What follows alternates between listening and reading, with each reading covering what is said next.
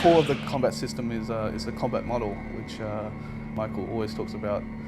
It's a combat chain of who beats who, you know, what units are good against other units. The goal with the combat chain was to be as realistic and as accessible as possible. We wanted anyone who's ever played a military or war game to be able to pick up and immediately understand how our game works and what the relationships are. And of course, those relationships work in the real world. There's a reason that, you know, the real military fields that combination of units, that the real military doesn't just do a tank rush or just do gunships. They have them for mission-specific roles, and the helicopters are tank killers and so on.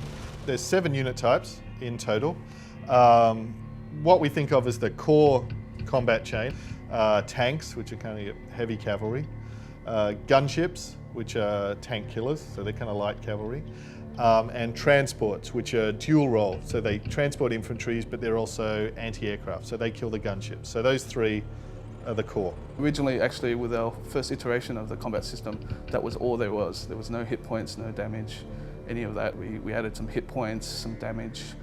When we added the weapon systems, we would add various different damage versus different types, and just basically built up on that.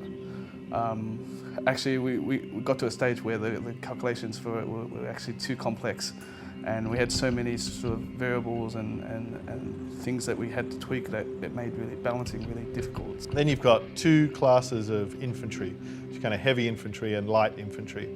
And the thing with infantry, they're kind of alongside the combat chain. Basically, the key thing with them is they've got to be in cover.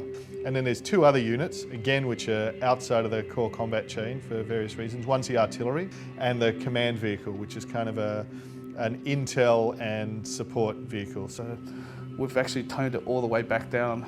Now it's fairly easy for us to balance. If we find that the helicopters are too strong, then we can tweak them individually. If they were too strong against infantry, we could do that.